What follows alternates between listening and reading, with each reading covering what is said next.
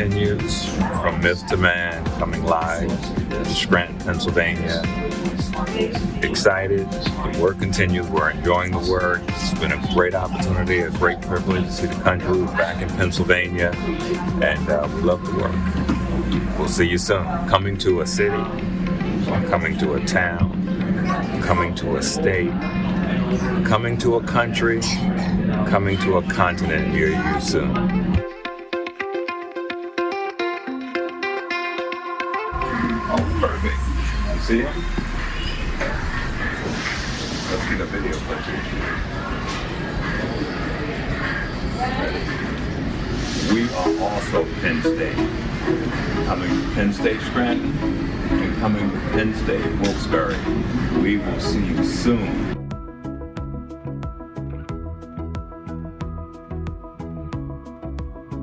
Good morning. We're now here at Penn State University at Wilkes-Barre. An exciting time. Once again, the journey continues from myth to man, Martin Luther King and interpretation, here in Wilkes-Barre, Pennsylvania at Penn State University, Wilkes-Barre. We're going to have a great day.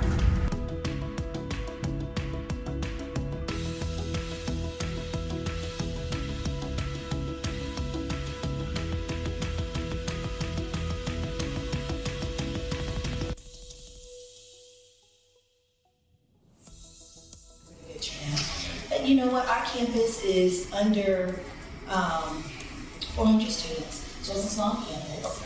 I know that you were at, was it Marywood? You're Marywood, larger university, yeah. And then I think you're going to be at Penn State Scranton. Yes. A little bit larger Penn State campus than ours. Again, we're mostly commuter, and yeah, we're looking forward to it. At least I'm looking forward to it. Nice. The email came across. That's the reason why I called you. Yes. The email came across. Actually, came to us from Nikki from Penn State Scranton. Yes. She says, "Oh, we're thinking about bringing this team in," and I was like, "Oh." So you already have met John Vito. Yes. Right. And so John Vito we just started in September. Isn't he wonderful? Yes. Yeah. He really. I just thank God for being able to hire young talent, because they really do. They work hard, and he works very well with us. And so he was in my office, and I said, "Why don't you check out this video and tell me what you think about it?" And he says, let's do it. And Speaking of, I know John Vito. I was just singing your praises, John Vito. Being young, industrious, and energetic. Right, and has a can-do attitude. That's that man right there. You saw the video. Yeah, we saw the video, and so we started the conversation. When I talked to you, it was easy conversation. Because we were right off the bunny trail for you. Right, absolutely. We're happy. I'm excited, and I'm glad, and also it's no coincidence that we go to smaller schools. I know that there are larger schools. Everyone wants to go to the main Penn State. Exactly. But I took a deliberate approach because having lived in larger cities and smaller towns, so I know what it's like to have these kinds of resources and events and they're mostly that you take for granted. But in a Exactly. smaller place, people aren't banging down the door to get there. So we're glad. This is a privilege. This is not, we're hooking you up. You're doing something to coming down from Olympus. But this is a privilege. Thank you for thinking of it as being such, because you know what? Again, we're a small campus, and you're right. The majority of the students that we pull from enrollment are students from our immediate area and from more rural areas. And so the exposure, we're talking about students that have never lived beside a person of color, sat beside a person of color in classes when they were in elementary and high school, have had very little interaction with people of color. And and they're coming from communities where they're very homogeneous communities. Right. Wilkes-Barre is more diverse than what it was when I first came here 8 years ago. But still, the students that we draw need to be exposed to. So we try to bring in educators, artists, we call it edutainment. entertainment with an educational purpose. So we're hoping that we have a good turnout of students. But you know, this is what I tell everybody that comes to perform here. I said, if there's 5 students in the room, I know you're going to do your best. If there's 50 students in the room, I know you're going to do your best. If there's 500 students in the room or 5,000 students in the room, they're still going to get the same quality performance, regardless of the size. And I even tell John Vito when he first got hired, I said, don't be swayed by the numbers that you see or the numbers that you don't see. Because if you're able to change a life, one life, whether it's by an inch or a yard or a foot, well, inch, foot, and a yard, you're still making that change and that impact. And so that's what we're hoping that you guys will be coming here and doing just that. And we believe in putting in the work. And just for frame of reference, we talk about numbers of people.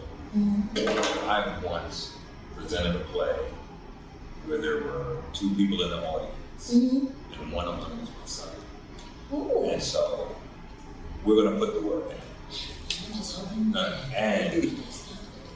And the people who come, that's what it's for. This is part of a process. Mm-hmm. This is not the end goal. This is not the final call to come to the ultimate salvation. Right. This is not the last chance. And so this is just, we're a link in the chain of events of the process of understanding.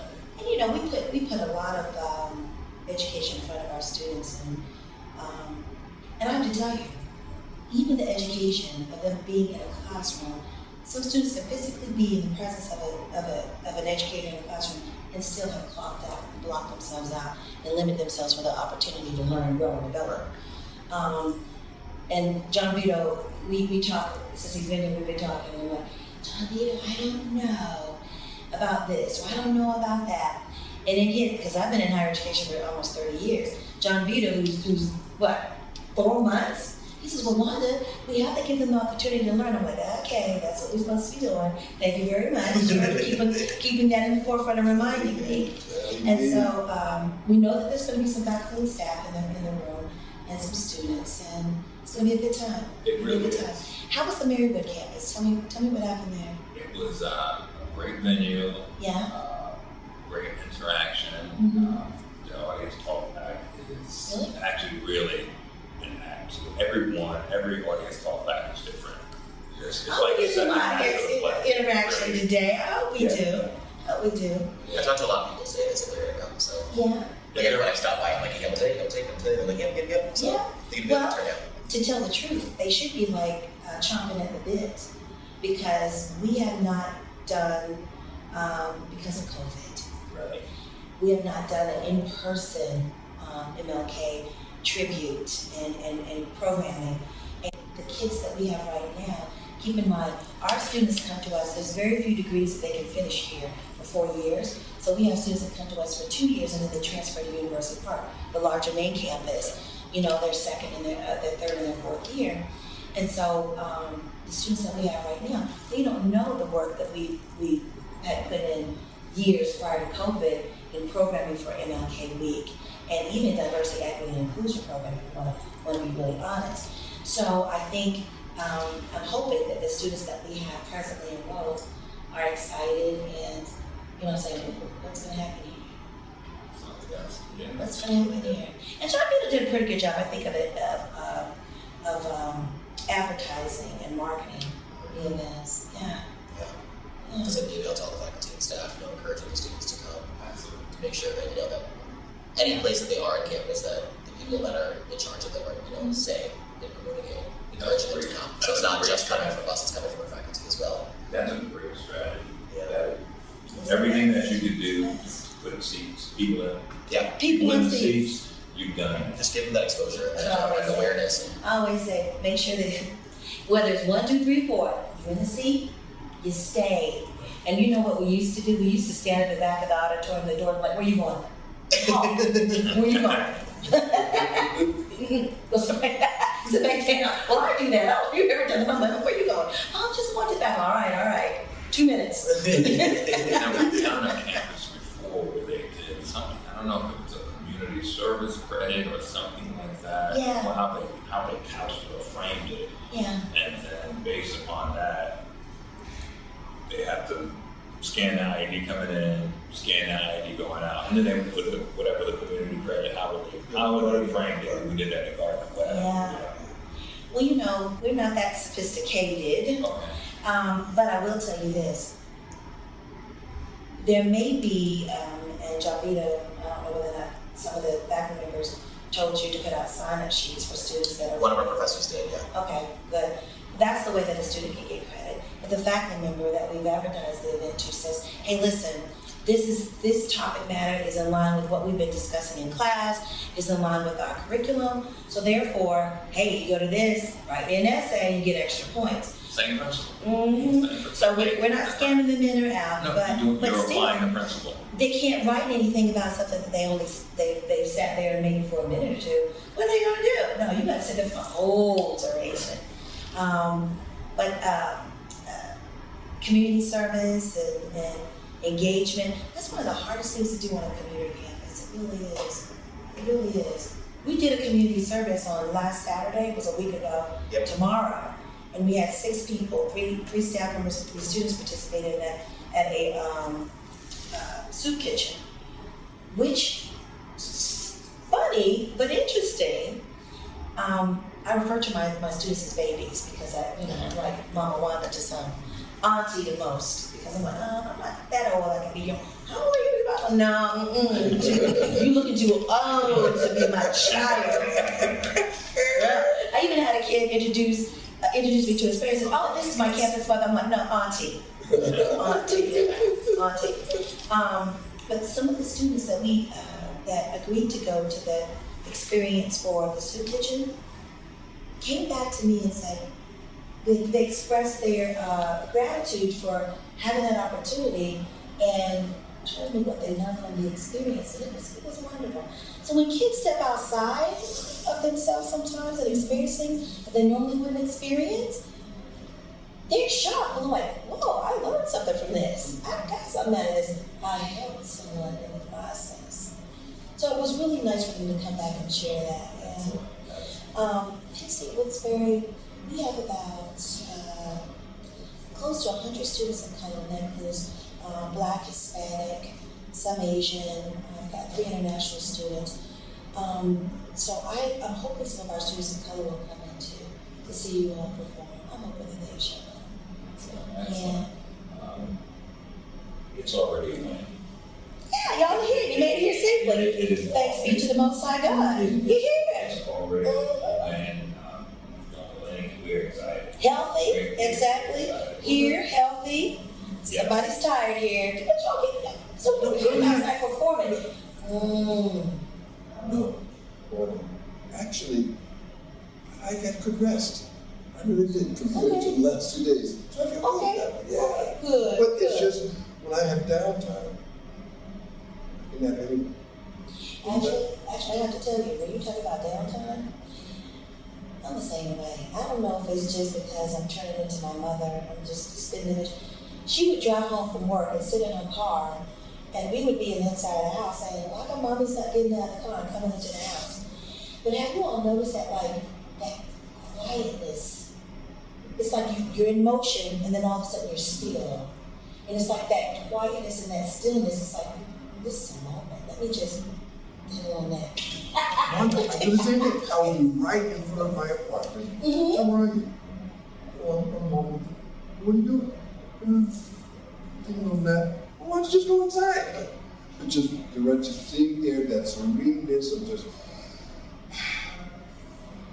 like out. It's a moment. Yeah. And you know what? And that right there, some of my friends, they'll call me. They're like, girl, you made it into the house yet? Your neighbors gonna think you a drunk. They gonna think that you abusing substances. And I'm like, I don't care what they think. They know I don't live that kind of rowdy lifestyle. But that moment of peace. So I'm like you, whenever I can grasp one, I will. If you're not already aware, the title of the show is From Myth to Man, Martin Luther King in Interpretation. This is going to be a one-man performance talking about Martin Luther King as a person and how he was on a human level as opposed to the major icon that we all see him now. So we're going to see him more on a human level. I do want to give you a little warning though. There are gunshot sounds within the show at some point, so please don't be alarmed. just to forewarn you about that. And also, there's going to be a little bit of discussion after the show to talk with the playwright himself and the actor to talk about what we just experienced, what we saw, and have that broader conversation as well. So if you are able to stay for that conversation, I highly encourage you to stay for that. It should be very, very enlightening. But thank you guys for coming. I really appreciate it. And we're going to get started right now. So thank you very much. Enjoy the show. Has it ever happened? Have you ever had the desire just to be understood? In an unspoken way, not for what you could do for someone or what you represented in someone's mind, some fantasy fulfillment, but for simply what you are as a human being.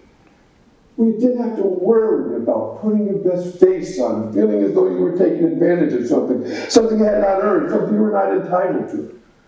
I am so deep in this river that it is just as difficult to turn back as it would be to continue forward. But do they appreciate it? Do the people appreciate this? Do they appreciate this? One of the things that has been most disturbing and disappointing for me to understand and realize that I'm not loved. That I'm not loved. Especially by the people that I love. There are people around me who are very, very jealous and envious. There are people around me who are secretly trying to destroy me. Yes. Actually working for the FBI to undermine me. So here I am, isolated, quarantined with my own thoughts and insecurities, hopes and dreams, joys and pains, nightmares. Sometimes it can be so overwhelming.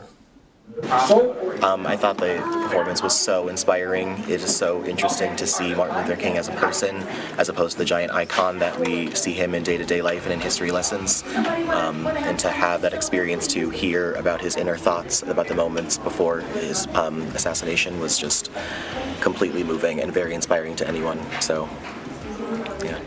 I absolutely loved it. It was even better than I thought it would be, and it was so great getting a glimpse into his personal thoughts and what could go through his mind. In the background. Thank you. It was so inspiring for our students. I hope to bring the play back to Penn State Wilkes-Barre so that we can further expose our students to the wonderful life of Reverend Dr. Martin Luther King, the man, outside of the myth.